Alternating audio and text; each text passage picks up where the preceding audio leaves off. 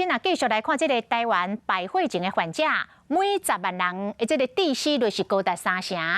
中国医药大学附设病院整合着相关的单位，开发着地控菌决策辅助的系统，讲这个鉴定感染源的时间只要1点钟就出来了，会当协助着医生以黄金的治疗时间来救人救命。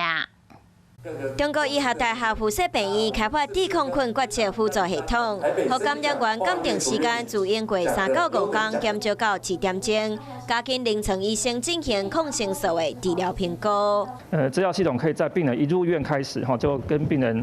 有一个